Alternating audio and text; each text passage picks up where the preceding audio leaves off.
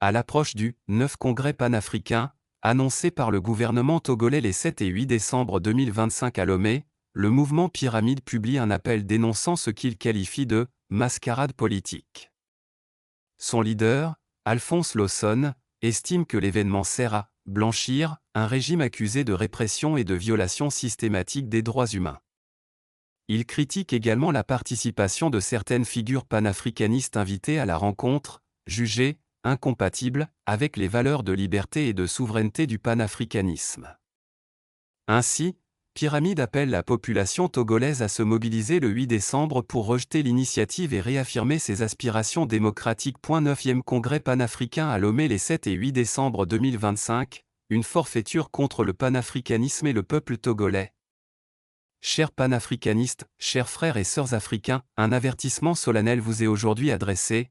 En toute responsabilité, ne vous laissez pas tromper par la mascarade appelée 9 au Congrès panafricain, que le régime togolais organise à Lomé les 7 et 8 décembre 2025, orchestré de toutes pièces par le ministre Robert Dussé. Ce prétendu congrès n'est pas un rassemblement panafricain.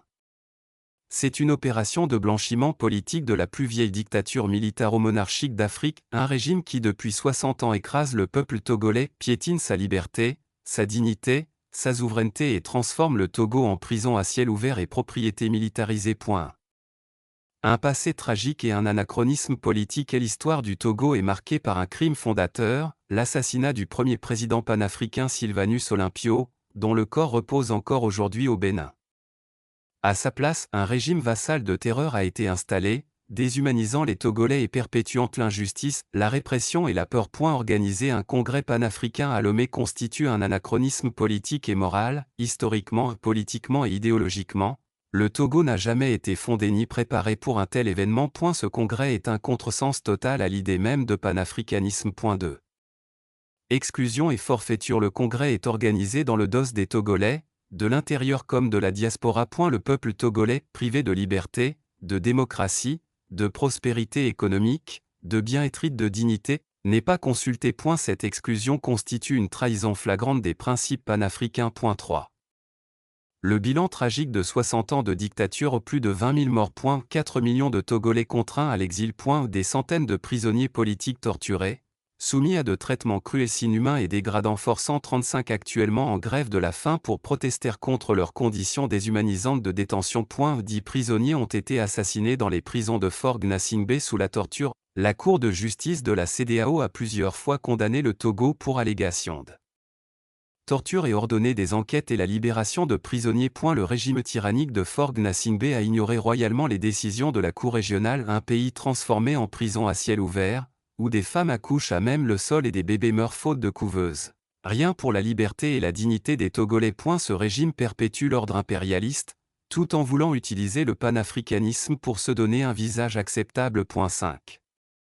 Les invités, entre naïveté, compromission et trahison, annoncent la présence du professeur Niamsi et d'autres personnalités. Le problème n'est pas leur engagement théorique. Le problème est leur participation à une escroquerie politique destinée à servir un régime criminel. Accepter des billets d'avion, hôtels et privilèges payés avec l'argent volé au peuple togolais affamé, c'est se faire complice. Pour les Togolais, c'est un poignard dans le dos, une trahison contre un peuple martyrisé depuis 6 décennies. 6. Le panafricanisme, dignité, liberté, démocratie, économie et bien-être. Les panafricanismes et la lutte pour la dignité des Africains, leur humanité, leur liberté, leur démocratie, leur prospérité économique et leur bien-être collectif. Elle est née en résistance au système de violence et de domination, esclavage, colonisation, néocolonialisme qui ont déshumanisé notre continent. Or, le régime togolais, héritier du système franc-africain, ne respecte aucune de ces valeurs.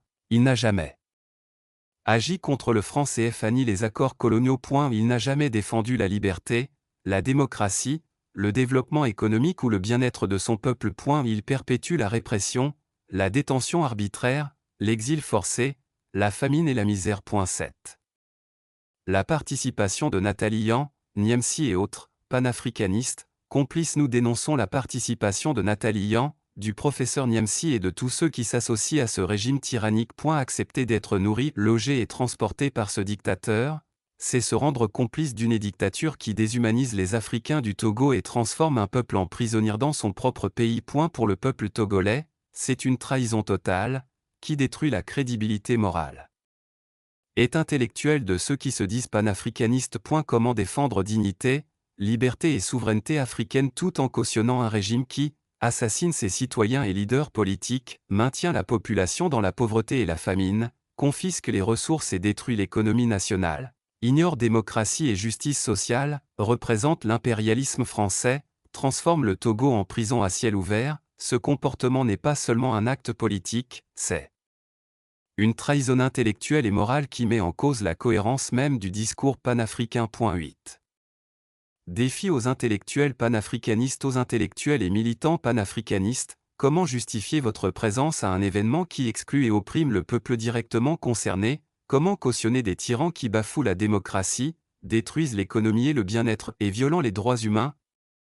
Quel sens donnez-vous au panafricanisme? Le vrai panafricanisme ne peut exister sans liberté, démocratie, dignité, prospérité économique et bien-être des peuples africains.